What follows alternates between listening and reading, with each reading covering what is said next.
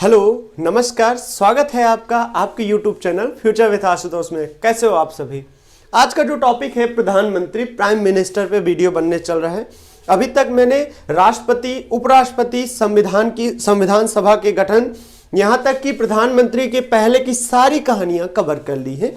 अब मैं बताने चल रहा हूँ प्राइम मिनिस्टर। प्राइम मिनिस्टर क्या होता है, इसकी संवैधानिक स्थिति कैसी है, इसके कार्य क्या है, इन सारे विषयों पे कवर करूंगा। वीडियो लास्ट तक देखिएगा और अगर आप चैनल पे नए हैं तो प्लीज सब्सक्राइब करके ही जाइएगा। चलिए, आपको पता है कि राष्ट्रपति जो होता है वो संवैधानिक प्रमुख होता है। आपको मैंने बताया कि संवैधानिक प्रमुख होता है, लेकिन या यूं कहूं कि वो राज्य का प्रमुख होता है। राष्ट्रपति राज्य का प्रमुख होता है और जो प्रधानमंत्री होता है वो वास्तविक प्रमुख होता है, यानी वो सरकार का प्रमुख होता है। सारे कार्य, नियम और कार्य सारे राष्ट्रपति के नाम पे किए जाते हैं, लेकिन कर्ता धर्ता जो कहूं वो प्रधानमंत्री होता है। ठीक है, अब चलिए बात करता हूं सीधे, बहुत ज्यादा मुद्दे से ना भटकते हुए सीधे टॉपिक पे आता हूं। प्रधानमंत्री की नियुक्ति, प्रधानमंत्री बनता कैसे है, इसकी बात करते हैं। आर्टिकल 75 कहता है कि राष्ट्रपति प्रधानमंत्री को नियुक्त करेगा। ध्यान रखिएगा, राष्ट्रपति प्रधानमंत्री को नियुक्त करेगा, ये चुना नहीं जाता। राष्ट्रपति प्रधानमंत्री को नियुक्त करता है, ये देखिए नॉमिनेट करता है। ठीक है, राष्ट्रपति प्रधानमंत्री को नियुक्त करेगा। लोकसभा में बहुमत प्राप्त दल के नेता को प्रधानमंत्री के रूप में नियुक्त किया जाएगा। सवाल यहीं तक हुआ, लेकिन क्या सवाल है कि किसको नियुक्त करेंगे, तो सवाल का जवाब है कि बहुमत प्राप्त दल के नेता को नियुक्त करेंगे। सबसे बड़े दल या गठबंधन के नेता को नियुक्त करेगा और उसे 1 माह के भीतर, यहां से देखिएगा, 1 माह के भीतर विश्वास मत प्राप्त करना होगा। विश्वास मत यानी राज्यसभा या लोकसभा में उसको अपने बहुमत को सिद्ध करना पड़ेगा कि हाँ, राज्यसभा या लोकसभा जिस सदन का सदस्य है वो प्रधानमंत्री, उसमें उसको शो करना पड़ेगा कि उसके जो सदन है, सदन के सदस्य हैं, उसको सपोर्ट कर रहे हैं, यानी बहुमत प्राप्त है। राष्ट्रपति अपने विवेक से किसी को भी नियुक्त कर सकता है। राष्ट्रपति अपने विवेक से किसी को नियुक्त कर सकता है। विवेक का उपयोग 1979 में किया। विवेक का उपयोग सबसे अच्छा उदाहरण है जब इंदिरा गांधी की मौत हुई, इंदिरा गांधी की हत्या हुई थी। उसके बाद राष्ट्रपति ने नियुक्त जो किया था अगले प्रधानमंत्री को, वो राष्ट्रपति ने अपने विवेक से नियुक्त किया था। हालांकि विवेक से किसी को भी नियुक्त कर सकता है, लेकिन उसको बहुमत प्राप्त कराना पड़ेगा, विश्वास मत सिद्ध करना पड़ेगा। ठीक है, 1980 में दिल्ली हाई कोर्ट का एक निर्णय है, Delhi high court, SC for high court. 1980 में दिल्ली हाई कोर्ट का एक निर्णय है, संविधान में यह आवश्यक नहीं है कि पीएम की नियुक्ति के पूर्व लोकसभा में बहुमत प्राप्त हो। ध्यान रखिएगा, IAS PCS यहीं से प्रश्न पूछता है, लिख के ले लीजिए। अगर प्रश्न आएगा प्रधानमंत्री या राष्ट्रपति का तो यहीं से आएगा, लिख के ले लीजिए, गारंटेड यहीं से आने हैं और कहीं से आता ही नहीं है। 1980 में दिल्ली हाई कोर्ट ने कहा कि संविधान में यह आवश्यक नहीं है कि जो प्रधानमंत्री नियुक्त किया जा रहा है, नियुक्त के पूर्व वो बहुमत प्राप्त दल का बहुमत प्राप्त किया हो, यानी बहुमत नहीं प्राप्त किया है तो भी उसको नियुक्त कर सकते हैं। हालांकि उसको 1 माह के अंदर विश्वास मत प्राप्त कराना होगा, विश्वास मत सिद्ध करना होगा। जिस सदन में है, चाहे जिस सदन में, विश्वास मत उसको लाना पड़ेगा। जैसे कहते नहीं कि विश्वास मत मांगा है राष्ट्रपति ने या राज्यपाल ने, मुख्यमंत्री के केस में देख लीजिए, राष्ट्रपति चाहे जब प्रधानमंत्री से विश्वास मत मांग सकता है या बहुमत मांग सकता है। 1997 में, जो कि मेरा डेट ऑफ बर्थ है, डेट ऑफ ईयर है, 1997 में सुप्रीम कोर्ट ने एक व्यक्ति जो किसी सदन का सदस्य ना हो, वो 6 माह तक पीएम नियुक्त किया जा सकता है। कह रहे हैं 1997 में कि एक व्यक्ति जो सदन का सदस्य ना हो, उसे 6 माह तक प्रधानमंत्री नियुक्त किया जा सकता है। इससे 2 बातें निकल रही हैं। पहली बात कि प्रधानमंत्री नियुक्त होने के लिए सदन का सदस्य होना आवश्यक नहीं है।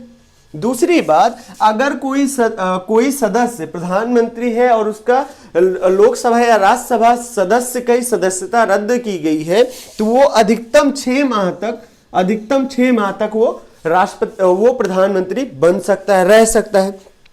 इसको जब मैं पढ़ा तो उस समय जब मैं स्टार्टिंग में पढ़ रहा था तो मेरे दिमाग में एक बचपना आया। मैं कहा राष्ट्रपति किसी भी व्यक्ति को प्रधानमंत्री नियुक्त कर सकता है। मेरा दिमाग में मतलब मैं भावुक हो गया। राष्ट्रपति भवन जा जाके देख रहा था कि राष्ट्रपति किसी दिन तो देखेंगे और हो सकता है किसी दिन प्रधानमंत्री बना दे। मजाक की बात है।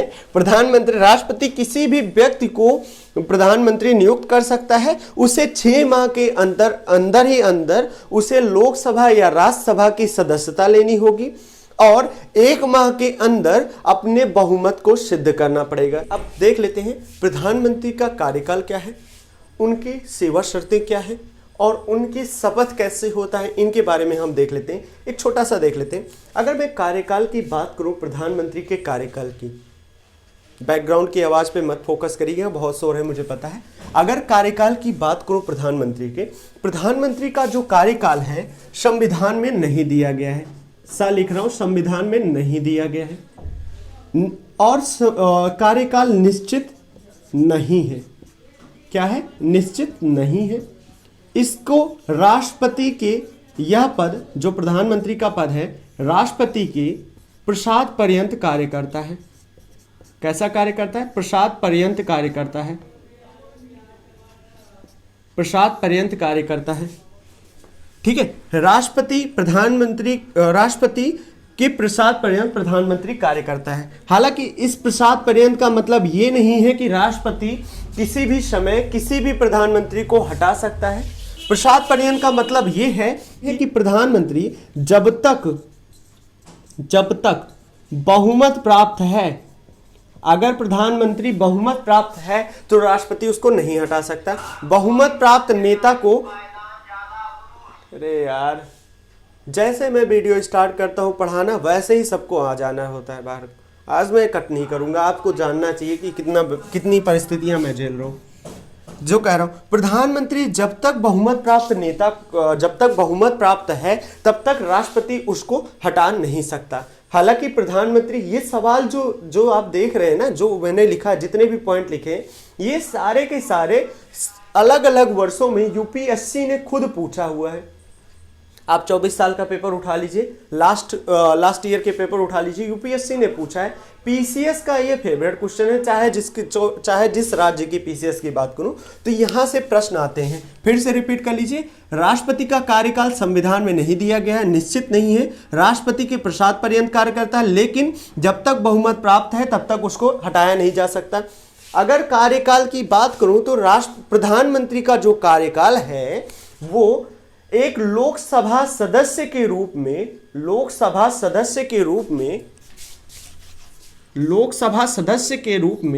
5 वर्षों तक कार्यकाल माना जाता है। 5 वर्षों तक कार्यकाल माना जाता है। ठीक है। लोकसभा सदस्य के रूप में उसको 5 साल तक उसका कार्यकाल माना जाता है। हालांकि इसके पहले वह त्यागपत्र दे सकता है या बहुमत न प्राप्त होने पर राष्ट्रपति द्वारा बर्खास्त किया जा सकता है या मृत्यु पर उसके पद पे रिक्तता आ सकती है। ये बातें ध्यान रखिएगा। अभी कार्यकाल के बारे, अभी जब शक्तियों के बारे में चर्चा करेंगे उसमें चर्चा करूंगा।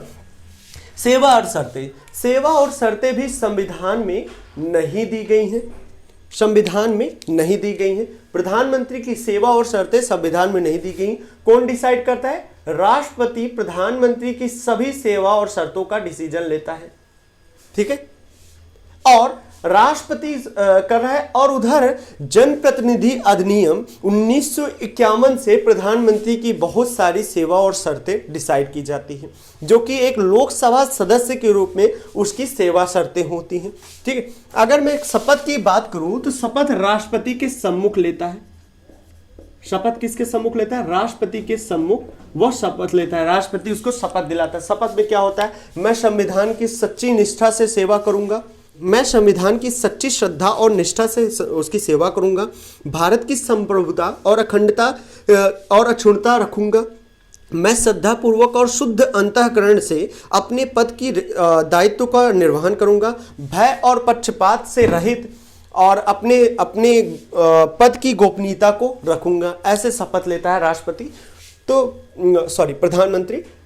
इस सब विषयों के बारे में हो गया। अब एक सवाल जो आपके कॉमन से आते हैं, जो कि हर एक नए स्टूडेंट को दिमाग में आता है, वो ये होता है कि अगर ये चुनाव नियुक्त किया जाता है राष्ट्रपति द्वारा अगर ये नियुक्त किया जा रहा है, तो ये जो लोकसभा चुनाव होता है उसमें क्या होता है, चुनाव क्या होते हैं। फिर चुनाव की बात कर लेते हैं कि अगर प्रधानमंत्री नियुक्त किया जा रहा है तो चुनाव किस बात का होता है। चुनाव वो लोकसभा सदस्य के रूप में लोकसभा सदस्यता की चुनाव होती है, लोकसभा सदस्यता को प्राप्त करने का चुनाव होता है। उसी के द्वारा पता चलता है कि कौन नेता, कौन दल बहुमत में है और उसका नेता कौन है। और उसी को, जो नेता रहेगा, जो बहुमत प्राप्त करेगा, उसको राष्ट्रपति क्या करता है, राष्ट्रपति उसको प्रधानमंत्री के रूप में नियुक्त करता है। ध्यान रखिएगा, राष्ट्रपति प्रधानमंत्री के रूप में नियुक्त करता है किसको, जो लोकसभा सदस्य प्राप्त है, लोकसभा सदस्य प्राप्त है, और जो बहुमत आता है उसको राष्ट्रपति प्रधानमंत्री के रूप में नियुक्त करता है। तो उम्मीद कर रहा हूं आपको इतने बारे में, जितनी भी मैंने बात अभी तक बताई, ये पूरी तरह समझ में आ गई होंगी। इसके आगे की कहानी यानी प्रधानमंत्री के कार्य, शक्तियां और आलोचनाओं के बारे में मैं नेक्स्ट वीडियो में चर्चा करता हूं। और आप अगर चैनल पे नए हैं तो प्लीज़ सब्सक्राइब करके जाइएगा। अगर वीडियो अच्छा लग रहा है तो लाइक और कमेंट करिए और लोगों के साथ शेयर किया करिए। धन्यवाद।